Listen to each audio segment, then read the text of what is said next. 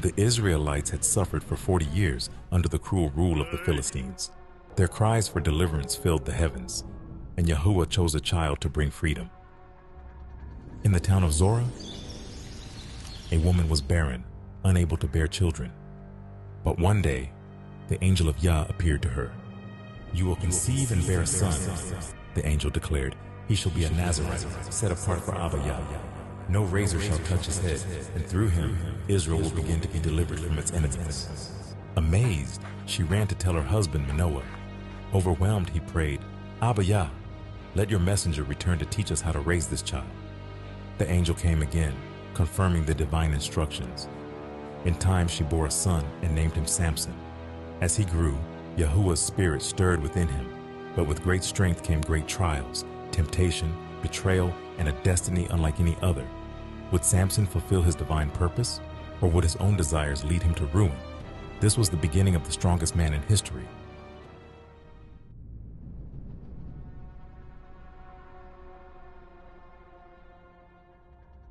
Years passed, and Samson grew into a mighty warrior, blessed with strength beyond human limits.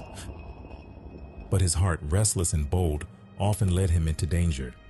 One day he traveled to Timnah, a Philistine city, and saw a woman who captivated him, a Philistine, an enemy, yet he desired her.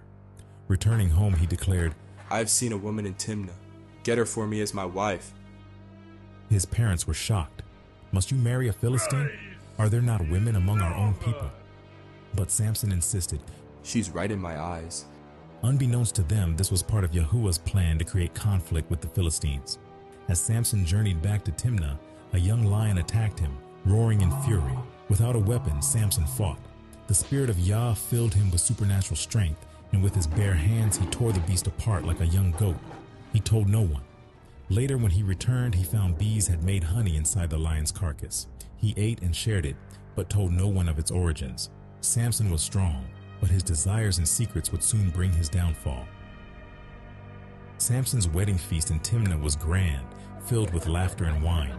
The Philistines, eager to celebrate, surrounded him, but Samson had a challenge. "Let me tell you a riddle," he said, smirking. "If you solve it in 7 days, I'll give you 30 fine garments, but if you fail, you must give me 30 garments instead." The Philistines, confident, agreed.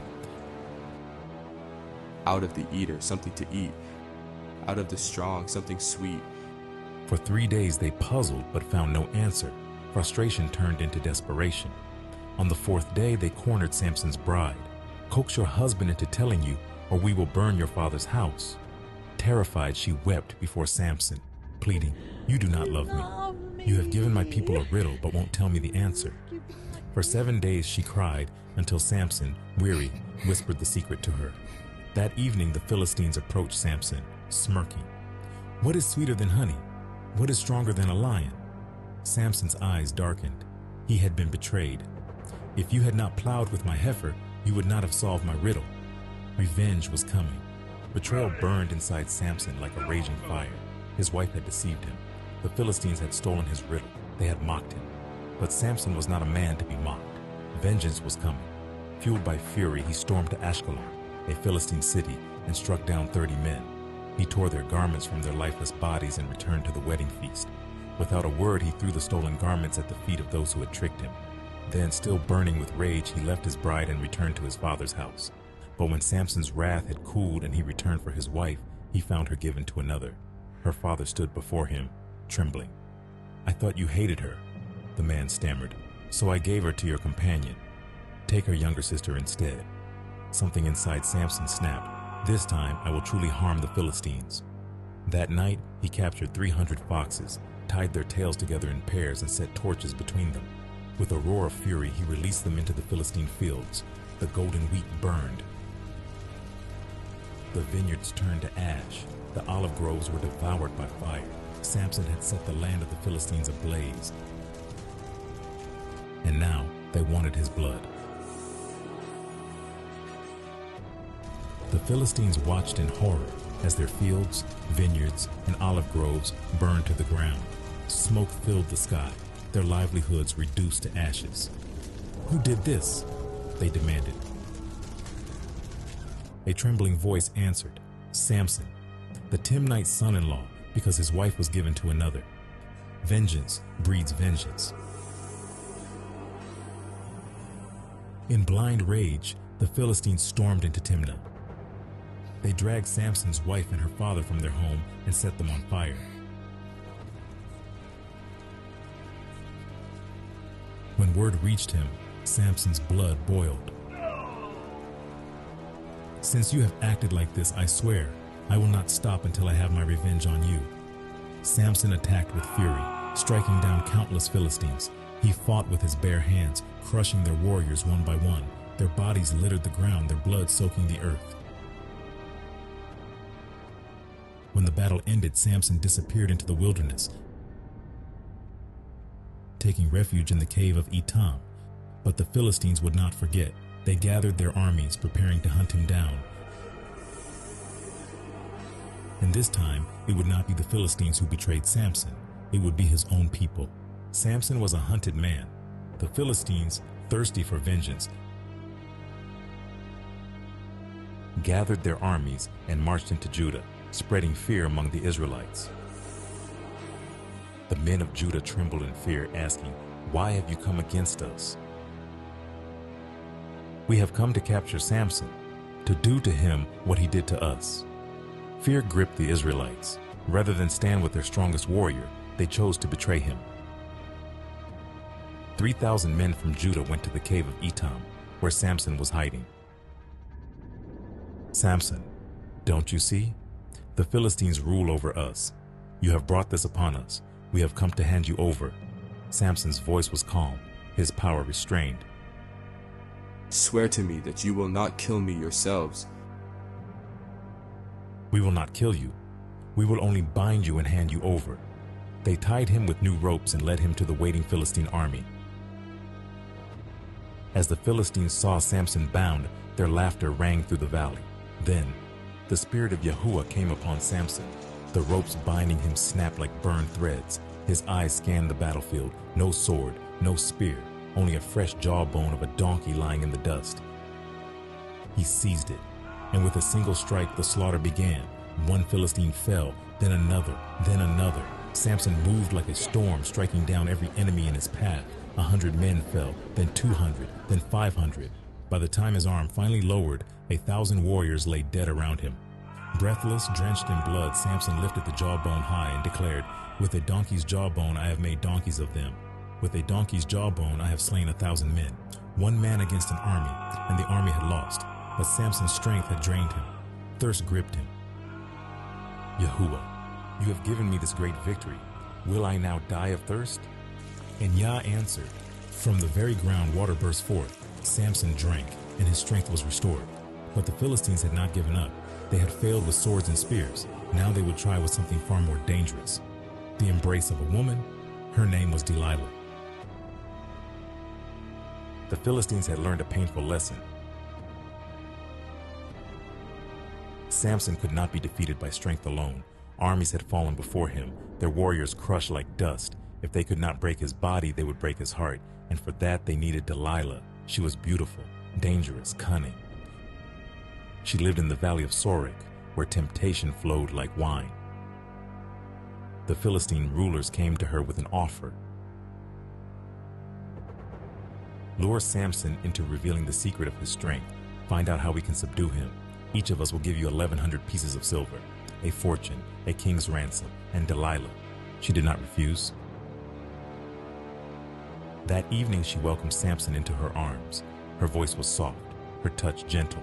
She ran her fingers through his thick, dark hair and whispered, "Tell me, my love, what makes you so strong?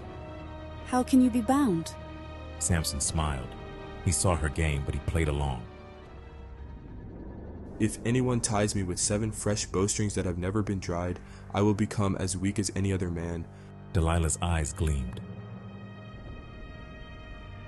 That night, while Samson slept, she summoned the Philistine rulers. They brought the bowstrings, strong and fresh.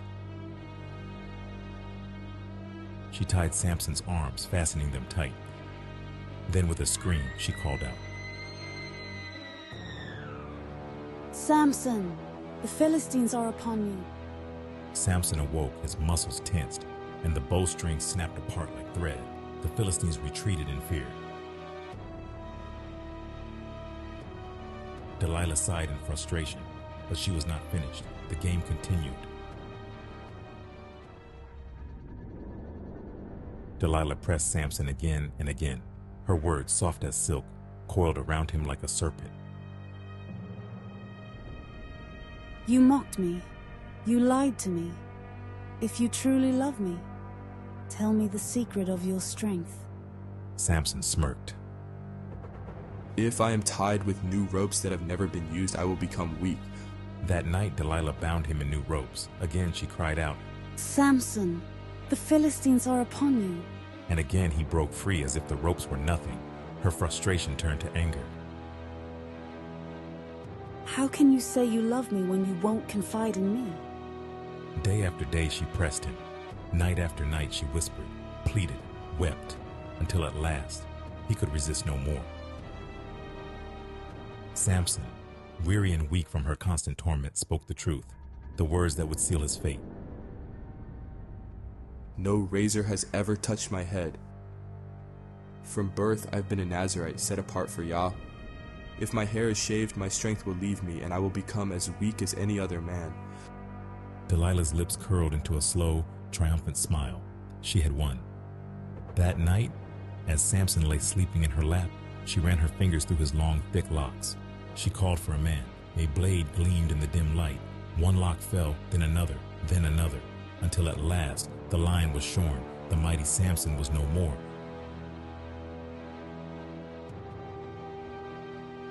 Samson, the Philistines are upon you. He awoke, as he had before. He moved to rise, but his strength was gone. His arms felt weak. His legs trembled beneath him. He did not know that Yahuwah had left him. The Philistines seized him, overpowering him with ease. They gouged out his eyes. Darkness, pain. The lion had been caged. They bound him in bronze shackles and dragged him to Gaza, the very city whose gates he had once carried away. But now there would be no escape. The mighty had fallen. Blind, broken, and bound, Samson was led to Gaza. No longer a warrior, no longer feared, he was a slave. The Philistines laughed as they forced him to grind grain in the prison, like a beast of burden. The women mocked him. The children threw stones. The warriors jeered.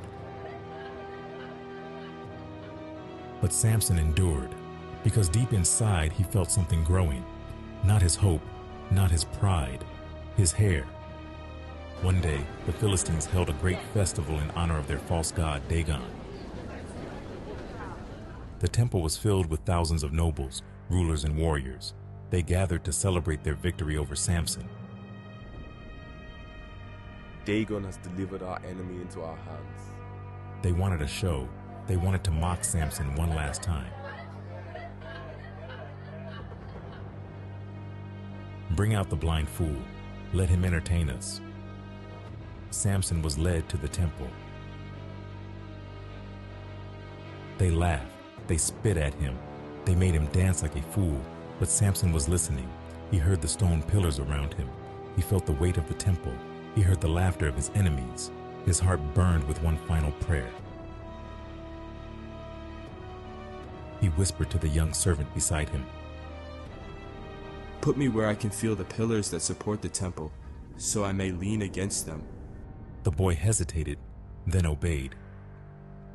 Samson placed his hands on the two central pillars, and he prayed, Yahuwah, remember me, strengthen me just once more.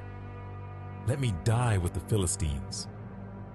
He pushed, the pillars cracked, the walls shuddered, the ceiling split apart, the temple collapsed, the Philistine lords screamed, the warriors tried to flee, the false priests clutched their idols in vain, but it was too late. The temple of Dagon fell. Samson died that day, but in his final act he killed more Philistines than he had in his entire life. His brothers took his body and buried him in the land of Israel. And thus ended the story of Samson, the Lion of Israel. If you enjoyed this story, don't forget to subscribe and hit the bell icon so you never miss our latest videos. Thank you for watching.